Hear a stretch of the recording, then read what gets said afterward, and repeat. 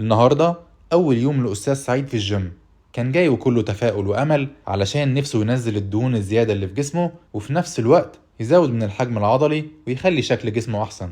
بس للأسف أستاذ سعيد أول ما دخل الجيم قابل كابتن محسن عضلات اللي معاه شهادات عالمية في طبخ الفول والضحك على العقول، وقال له مفيش الكلام ده يا أستاذ سعيد، دهون إيه اللي أنت عايز تخسها وكمان تزود عضلات في نفس الوقت؟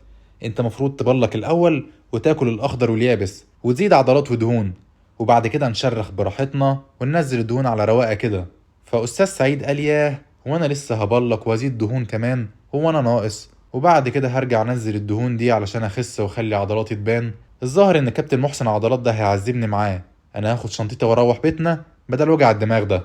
وكل ده حصل بسبب المعتقدات الغلط اللي اتكونت عند أغلب الناس. وأساس المعتقدات دي إنك علشان تزود من الحجم العضلي مفروض تكون في حالة أنابوليزم أو بناء، يعني تاخد سعرات حرارية أكتر من احتياج جسمك علشان تزود من الكتلة العضلية، بس برضه ممكن تخزن دهون بسبب زيادة السعرات. وعلشان تخسر دهون مفروض تكون في حالة كاتابوليزم أو هضم، فهتاخد سعرات حرارية أقل من احتياجك وجسمك هيبتدي يكسر الدهون وممكن العضلات علشان يستخدمها على هيئة طاقة. ومن هنا جت فكرة البالكينج والكاتنج. فلو انت هتعمل بالكينج هتاكل بشكل كبير علشان تزود عضلاتك وهتزيد دهون في نفس الوقت، ولو هتعمل كاتنج هتاكل بكميات أقل علشان تخسر دهون وممكن الحجم العضلي يقل هو كمان. بس في أبحاث ودراسات كتيرة أكدت إننا نقدر نقلل من كمية الدهون ونزود من الحجم العضلي في نفس الوقت، وده علشان النسيج الدهني والنسيج العضلي نظامين مختلفين عن بعض.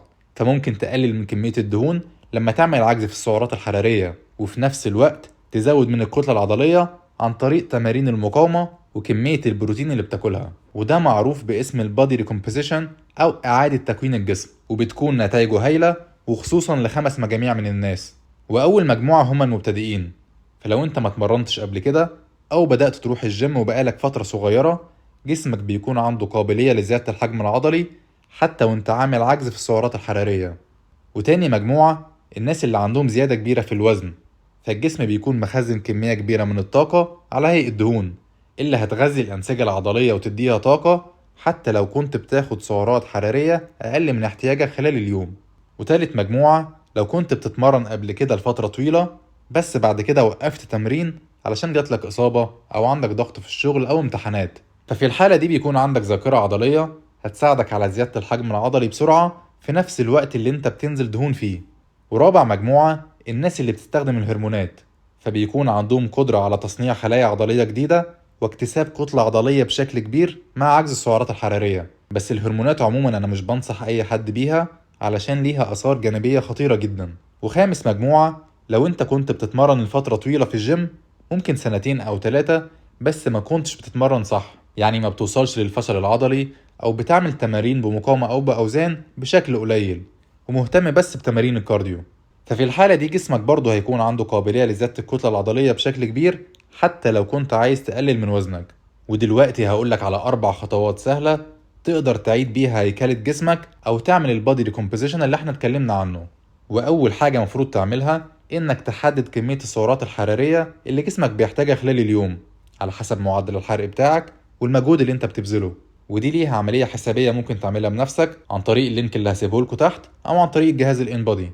فمثلا لو مفروض تاخد 2000 سعر حراري في اليوم وكان هدفك الأساسي إنك تركز على زيادة الحجم العضلي أكتر من حرق الدهون، يبقى مفروض تاخد سعرات حرارية أزيد ب5% من احتياج جسمك، يعني حوالي 2100 سعر حراري في اليوم. والزيادة البسيطة دي هتخليك تحرق دهون وفي نفس الوقت تقدر تزود من الحجم العضلي بشكل أكبر. ولو كانت كمية الدهون اللي في جسمك كبيرة جدا وكان هدفك الأساسي إنك تحرق الدهون أكتر من زيادة الحجم العضلي، حاول تعمل عجز في السعرات الحرارية من 5 ل20%، يعني تاخد حوالي من 1600 ل 1900 سعر حراري في اليوم. فبالطريقة دي هتقدر تحرق دهون بشكل كبير وكمان جسمك هيستخدم الطاقة المتخزنة على هيئة دهون وهتساعدك في زيادة الحجم العضلي. وتاني حاجة مفروض تعملها إنك تهتم بمصادر الأكل بتاعك، وأهم مصدر مفروض تعتمد عليه هو البروتين، علشان لو عملت نظام عجز السعرات تخليق البروتين بيقل في جسمك، والبروتين هو وحدة البناء الأساسية للنسيج العضلي، فلازم تهتم بكميته في الأكل بتاعك. والفايدة التانية للبروتين إنه بيديك إحساس بالشبع خلال اليوم، فهيخليك تاخد سعرات حرارية على قد احتياجك وبالتالي هتقدر تحرق دهون وتقل في الوزن. وأنسب كمية مفروض تاخدها من البروتين خلال اليوم بتكون حوالي 1.6 جرام من البروتين لكل كيلو جرام من وزنك. وحاول تعتمد على مصادر مختلفة من البروتين زي اللحوم والأسماك ومنتجات الألبان والبقوليات، فكل دي مصادر هتخليك تاخد كمية البروتين اللي انت محتاجها خلال اليوم. وتالت حاجة مفروض تهتم بيها هي تمارين المقاومة والأوزان، ودي حاجة هتفرق معاك جدا لو انت عايز تزيد في الحجم العضلي في نفس الوقت اللي بتحرق فيه الدهون. فمفروض تعرض الأنسجة العضلية بتاعتك لضغط هي مش متعودة عليه علشان تحفز تكوين خلايا عضلية جديدة وتزيد في الحجم. وفي معتقد عند الناس انك مفروض تتمرن بأوزان خفيفة وتعمل تكرارات بشكل كبير لو كنت عايز تحرق دهون، وتتمرن بأوزان تقيلة وتعمل تكرارات بشكل أقل لو عايز تزود من الحجم العضلي. بس في دراسة اتعملت على مجموعتين من الناس طبقوا الطريقتين دول وكانت النتيجة واحدة، وهي إن المجموعتين قلت عندهم نسبة الدهون وزادت كمية العضلات بنفس النسبة. واكتشفوا إن العامل الأساسي اللي بيفرق في التمرين هو الحمل التدريبي. فلو أنت عايز أقصى استفادة وتزود من الحجم العضلي حاول توصل للفشل العضلي في كل مجموعة تلعبها.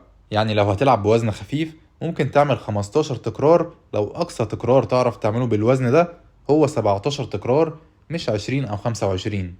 ولو هتلعب بوزن تقيل ممكن تعمل 6 تكرارات لو أقصى تكرار ممكن تعمله بالوزن التقيل ده هو 8 عدات مثلا.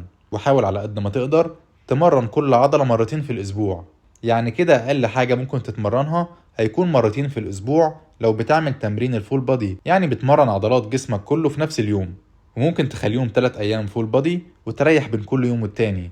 ولو هتعمل سبليت تريننج يعني هتمرن كل عضلة بشكل منفصل ممكن تتمرن 5 أو 6 أيام في الأسبوع وهتلاقي برضو نتيجة كويسة جدا. وحاول تعمل تمارين كارديو بسيطة في آخر 10 دقايق من التمرين، وتجنب تمارين الكارديو العنيفة علشان تقدر تزود من الحجم العضلي وتحرق الدهون في نفس الوقت. ورابع حاجة مفروض تهتم بيها هي النوم. فالدراسات أثبتت إن قدرة جسمك على حرق الدهون وبناء العضلات بتقل لو ما كنتش بتنام عدد ساعات كافية في اليوم. فقلة النوم بتأثر على مقاومة الأنسولين وامتصاص العناصر الغذائية وكمان كمية هرمون التستوستيرون في الجسم. فحاول ما تضيعش مجهودك اللي انت عملته في الدايت والتمرين وتدي جسمك حقه في النوم علشان توصل لأحسن نتيجة إن شاء الله. فدلوقتي نقدر نقول لأستاذ سعيد إنك تقدر تحقق الهدف اللي انت كنت عايزه لو طبقت الخطوات اللي قلناها في الفيديو، وهتوصل للنتيجة اللي انت عايزها إن شاء الله. أنا كده خلصت، يا رب يكون كل واحد فيكم استفاد من الفيديو وطلع بمعلومة جديدة. ولو انت حابب تعرف معلومات أكتر عن التغذية وتحسن من صحتك ما تنساش تعمل لايك للفيديو وسبسكرايب للشانل علشان تتابع كل الفيديوهات الجديدة إن شاء الله.